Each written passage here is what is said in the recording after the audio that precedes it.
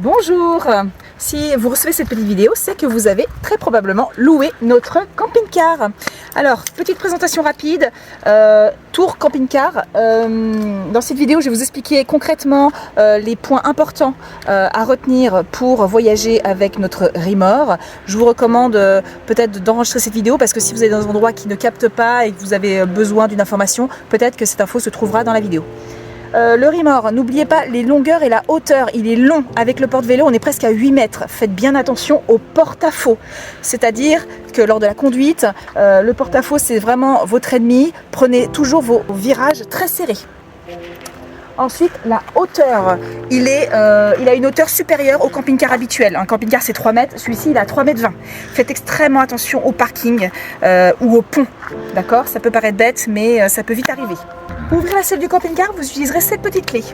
Je vous recommande d'être très prudent avec la poignée du camping-car parce qu'elle est assez fragile. Aussi, il faudra éviter de la claquer. Hop, voilà. Bienvenue.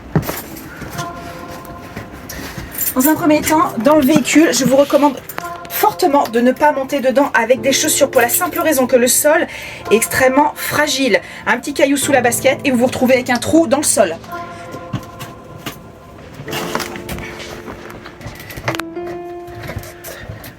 Idem, dans un camping-car, tout est fragile. Même les ouvertures, il faut vraiment être soigneux. D'accord? Pareil, si vous souhaitez donc fermer les ouvrants, vous descendez, clipsez et vous montez le tout. D'accord? Pour l'ouvrir, on descend, on déclipse et on remonte. Petite présentation rapide du salon. Vous avez donc un salon confortable avec une grande table. Ici sur la table, vous avez une poignée, d'accord? Elle vous permet de tourner la table dans tous les sens, d'accord? De la positionner comme vous le souhaitez pour dîner ou déjeuner. Pour l'ouvrir, vous tirez ici et vous l'ouvrez. Tout simplement. Pour refermer, même chose. Tous les fauteuils sont houssés, pour la simple raison qu'en dessous, ils sont beiges et donc très fragiles. Si vous tâchez ou si quelque chose tombe sur les housses, vous pouvez tout à fait les déhousser et les laver pendant votre séjour. Tous les ouvrants ont des rideaux. Les rideaux sont vraiment très fragiles, d'accord? À manipuler avec précaution. Si possible, dans l'idéal, il faudrait clairement que les enfants n'y touchent pas, d'accord? Parce que si on tire trop fort, tout s'arrache. Vous avez tous les tiroirs du haut. Pour ouvrir, vous avez juste à appuyer au centre ici et vous ouvrez. Vous avez des petites bannettes pour mettre tout ce qui est chaussettes, petites pièces, d'accord? Après, vous vous organisez comme vous le souhaitez. Ici, on vous a mis quelques magazines, des jeux de cartes, enfin des petites choses. Il y a également des crayons de couleur.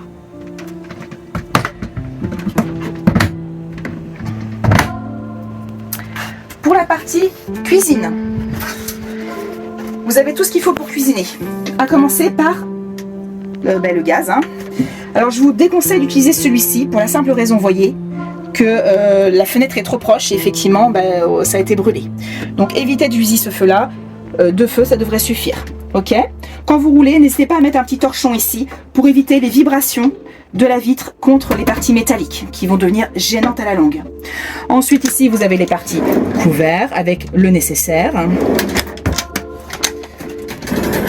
Ici, vous avez tout ce qu'il faut, les bols, les tasses, des verres à pied pour monsieur, madame, des assiettes. Vous avez également les grilles du four, d'accord? On évite de les laisser dans le four parce que lors de la conduite, elles vont vibrer et ça va être très désagréable. Sur la partie haute, vous aurez tout ce qui est poêle, passoire, saladier. Ici, vous avez un placard pour faire du rangement. Dans cette partie-là, vous avez encore un placard pour faire du rangement. Je vous recommande vivement de mettre ici tout ce qui est lourd pour vos courses, les packs d'eau, les bouteilles. Évitez de mettre ces éléments lourds en hauteur parce que ça va faire tanguer le camping-car. Ici, vous avez l'espace penderie. Vous avez à disposition des cintres et également les télécommandes liées à la télé. Concernant le frigo, vous n'avez pas besoin d'effectuer de réglage. C'est un grand frigo, il est familial, d'accord? Vous aurez la place de mettre tout ce qu'il vous faut pour 6 personnes. Vous avez un petit freezer sur le haut. Et en bas, c'est le rangement des bouteilles, d'accord? Concernant le fonctionnement du frigo, vous n'avez pas à y toucher. Il est en mode automatique. Vous avez un petit A ici, d'accord? Concrètement, quand vous roulez, il s'alimente sur l'électricité. Quand vous vous arrêtez, il bascule tout seul sur le gaz. D'accord? Bon, partie chambre, on a donc nos 4 lits simples. Et derrière vous, au-dessus de la partie conduite, nous avons donc le grand lit double.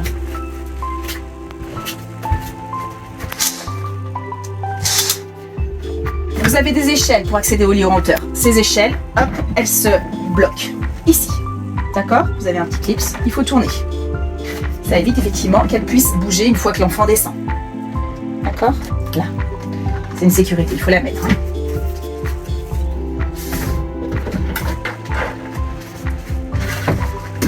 Partie salle de bain. Vous avez du rangement un petit peu partout. Ici, pour ouvrir le petit placard, vous avez juste à appuyer vers vous. Et hop, il s'ouvre automatiquement. D'accord? Ici, c'est cassé. D'accord? Donc, ça fonctionne très très bien. Moi, je vous recommande de le laisser toujours clipser. Bon, les toilettes. Bah, des toilettes. Hein. Quand vous allez faire vos petites affaires, n'oubliez pas d'ouvrir ici. D'accord? Ça ouvre la trappe pour la cassette. Voilà, vous faites ce qu'il faut. Et la chasse d'eau se trouve au centre. Vous voyez? Ça tire de l'eau. Voilà. Et après, n'oubliez pas de refermer. Il faut absolument que ça soit fermé pour rouler ça. Parce que si c'est ouvert, la cassette, en roulant, ça risque de ressortir par ici. Sinon, pour l'espace douche, donc le rideau, il fait tout le tour ici. Hop. Et pour prendre votre douche, vous avez juste à tirer ici. Voilà, tout simplement. Donc ici, vous avez le tableau de bord du camping-car. Là, vous avez tout ce qui est lumière pour tout le camping-car. Quand vous voulez allumer une lumière, donc vous activez ici et après vous avez des petits boutons qui se trouvent un petit peu partout dans le camping-car. En laissant votre doigt dessus, ça règle l'intensité de la lumière. D'accord? N'oubliez pas de tout bien éteindre quand vous n'êtes pas dans le camping-car. Ici, vous avez l'eau. Je vous recommande de laisser allumer l'eau tout le temps. D'accord? Parce que ça donne accès, c'est la chasse d'eau des toilettes, etc. Ici, vous avez la lumière extérieure. Quand vous appuyez, ça vous allume automatiquement tout le long du camping-car une barre lumineuse. Enfin, ces deux boutons, vous n'avez pas à y toucher. Ici, c'est le bouton information. Donc là, on peut constater que la batterie est pleine. Ça, vous n'en avez pas besoin. Vous, ce qui vous intéresse, c'est ceci. Là, on voit que la batterie est pleine. Ça, c'est l'eau.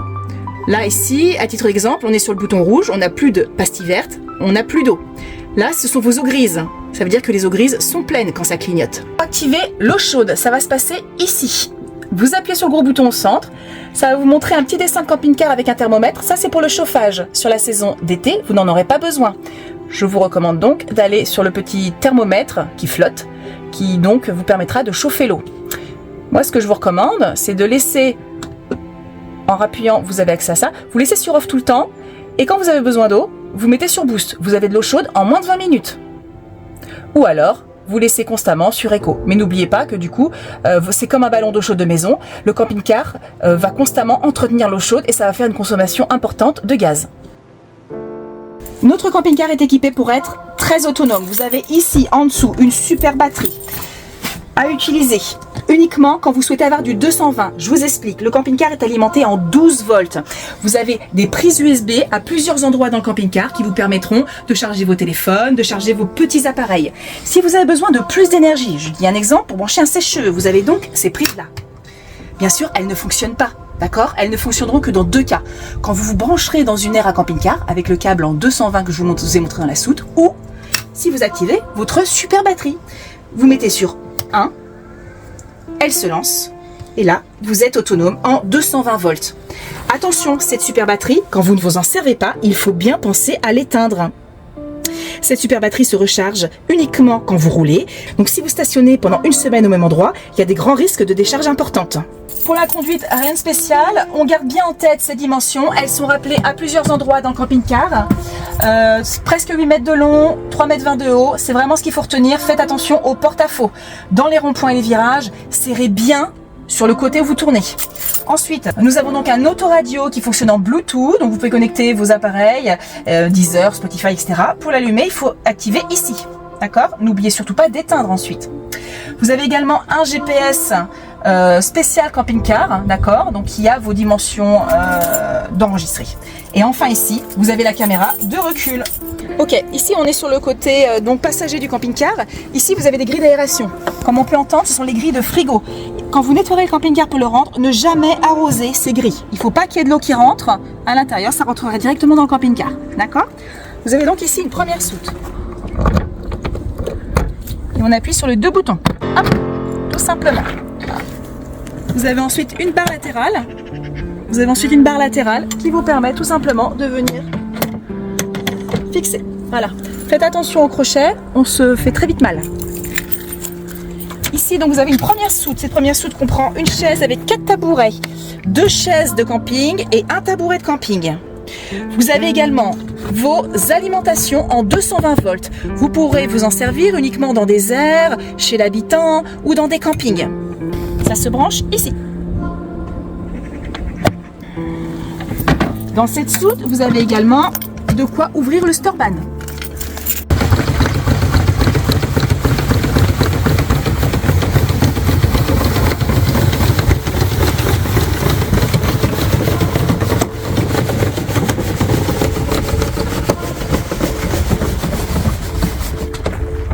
Pour utiliser ce storban, vous devez impérativement sortir, voilà, vous devez impérativement sortir des pieds.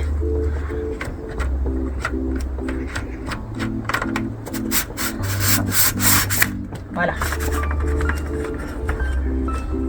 Vous avez des pieds de chaque côté qu'il faut mettre.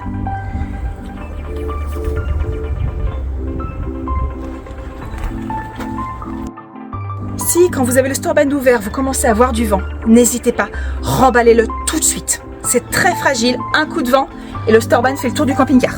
On continue la visite tour. Vous avez donc votre porte-vélo et 4 vélos. Attention, on ne fournit pas les sangles pour fixer. Ici, vous avez l'accès à la cassette des WC. Pour l'ouvrir, il faut appuyer la clé plus le bouton ici en même temps. Voilà. Pour faire venir la cassette, on soulève la petite poignée verte et on tire.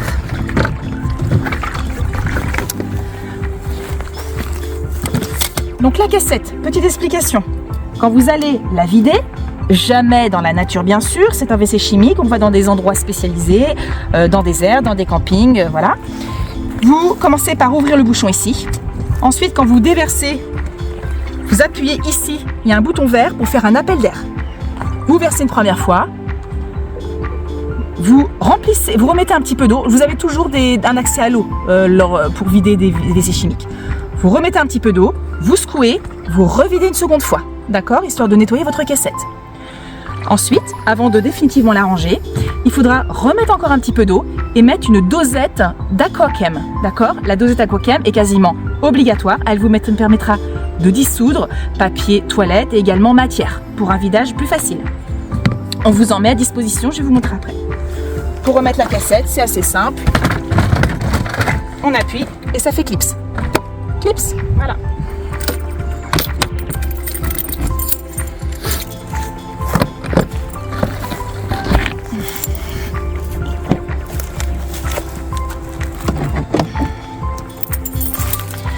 Nous avons donc ici la seconde soute. Vous avez à votre disposition un bac qui contient des seaux ou de quoi laver la vaisselle dans des campings, les gilets jaunes, une trousse à outils, un compresseur et la fameuse boîte qui contient les Aquachem à utiliser dans vos WC, dans la cassette de WC. Vous avez également une serpillière et son manche ici. Ici, vous avez les protections thermiques en cas de grosse chaleur à disposer sur le pare-brise du camping-car, côté extérieur. De ce côté-là, vous avez l'accès à l'eau. Ok. Et vous avez de quoi remplir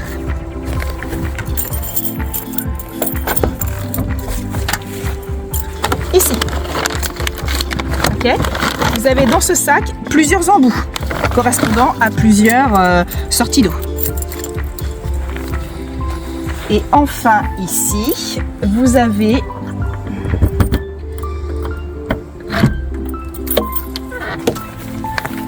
le GPL. Le GPL, donc ici vous avez la jauge, d'accord. Donc là effectivement quand c'est rempli au vert, on voit que c'est plein. Pour le remplir, c'est très simple. Vous allez à une pompe GPL à côté des carburants. Vous suivez les instructions, c'est très facile. C'est un pistolet qu'il faut juste emboîter ici. Il faut appuyer et ça remplit, d'accord. Le GPL sert donc pour chauffer l'eau, pour le frigo et pour la cuisine. Vous n'avez pas à toucher à cette deuxième bouteille. Vous n'avez également pas à toucher à tout ce qui se trouve ici. Vous n'avez pas à fermer les robinets ou quoi que ce soit, d'accord? Ça reste tel quel pour votre voyage. Quand vous remplissez, après, vous ne touchez à rien. Vous faites juste que remplir, quoi. Dernière chose, pour le retour de camping-car, voilà, on est assez rigoureux. On va vous laisser le camping-car propre, d'accord? Avec un pare-choc qui n'aura pas un moucheron, avec un intérieur propre, le sol frotté. On vous demandera, s'il vous plaît, de nous le rendre dans le même état, c'est-à-dire qu'il puisse repartir auprès d'autres locataires sans qu'on ait besoin, nous, de refaire un ménage complet. On compte sur vous, passez de belles vacances. N'oubliez pas que nous sommes joignables 7 jours sur 7, 24 heures sur 24. Passez de belles vacances.